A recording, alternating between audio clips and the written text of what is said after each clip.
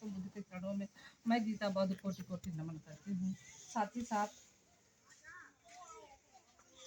बहुजन के विधाता, हम सबके मुक्तिदाता, वंचितों के ढाल, ज्ञान के मिसाल, नारी उद्धारक, समाज सुधारक, इतिहासों के पाती, किताबों के साथी, लीडर निर्भीक, धैर्यवान, उच्च कोटि के विद्वान, symbol of knowledge, leader goal major, शास्त्र के जानकार, महान शिल्पकार, मनुष्य मृत्यु के नाशक, बुद्ध के उपासक, जातीयता के बैरी, इंसानियत के पहरी, वर्तमान और भविष्य की आवाज, विश्व के सरताज, कानून के ज्ञाता, संविधान निर्माता बाबा साहब डॉक्टर बी आर अम्बेडकर साहब को मैं गीता बौद्ध इस मंच से कोटि कोटि नमन और वंदन करती हूँ।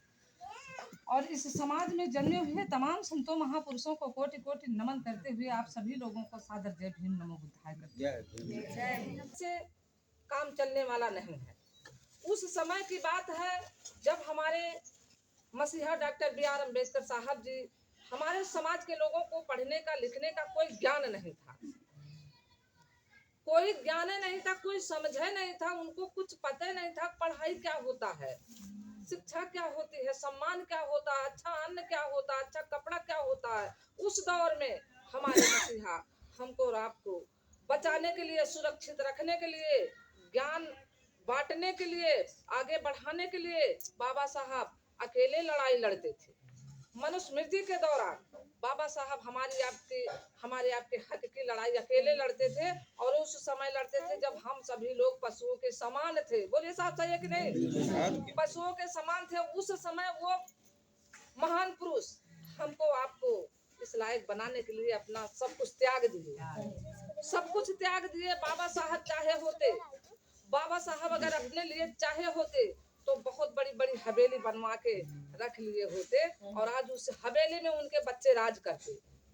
आज उस हवेली में उनके बच्चे राज करते, लेकिन वो अपने लिए कहीं हवेली नहीं बनवाए, अपने लिए कहीं कुछ नहीं किए, सिर्फ और सिर्फ हमारे आप के लिए अपने आप को मिटा दिए, अपने बच्चों को मिटा दिए, अपनी पत्नी को मिटा दिए।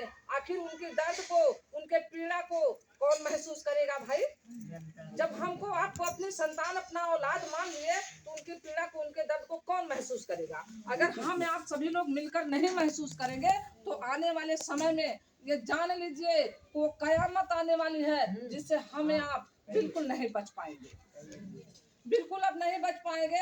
आप लोग इसको महसूस करिए। और आज के दौर में जो सूट बूट पहन करके, भाइयों बुरा मत मानिएगा, जो सूट बूट, अच्छा हमारी आवाज बढ़ती जा रही है, नहीं सही। हमारे समाज के भाई लोग जब रोड पे निकलते हैं, इस बात को ध्यान पूर्वक सुनिए, यह बहुत गहरी बात है।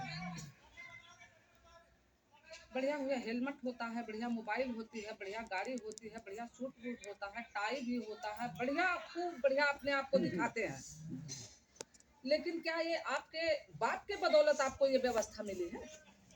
बोलिए, बाबा साहब की वजह से मिली है। और बाबा साहब उस समय उनके पैर में चप्पल नहीं हुआ करता था, और बाबा साहब जैसे इतने उम्र के जब थे तो लिंगोटी धारण करके स्कूल में जाते थे, और स्कूल में जब जाते थे तो स्कूल के बाहर बाबा साहब बैठते थे। बाहर बैठ करके बाबा साहब अकेले अपने डांट पट्टी पर वो बैठ के पढ़ाई करते थे, उनकी कॉपी को कोई टीचर जांचने नहीं आता। और उस समय आपके मसीहा भूखे पेट रहते थे, पानी के बिना तड़पते थे, स्कूल में उनको पानी नहीं दिया जाता था, भर पेट खाना नहीं उनको नसीब होता था। और माता रमाबाई घुट घुट के अपने बच्चे को, माता भीमाबाई घुट घुट करके, गलती से बोल गई रमाबाई, माता भीमाबाई घुट घुट के अपने बच्चे का पेट भर खाना नहीं दे पाती थी। अच्छा, जो माँ अपने बच्चे का पेट नहीं भर पाती है, क्या चैन से रह पाती है? चैन से रह पाती है? और आज हम आप सभी लोग अपने बच्चों को जब स्कूल भेजते हैं, कितना बढ़िया ड्रेस रहता है, बोलिए आप लोग, कितना बढ़िया ड्रेस रहता है, साथ में टिफिन रहती है, मैजिक आती है, लिवा करके लेकर जाती है और ला के घर छोड़ती है। ये किसका देन है? बाबा साहब का देन है। अब बाबा साहब का दिया हुआ जो अधिकार है, हमको आपको इतना बढ़िया अधिकार दे दिए, इतना बढ़िया सम्मान दे दिए, इतना बढ़िया व्यवस्था दे दिए बाबा साहब। और उस समय बाबा साहब जब अकेले लड़ाई लड़ते थे तो उनके साथ में साथी कोई नहीं था, उनके साथ में साथी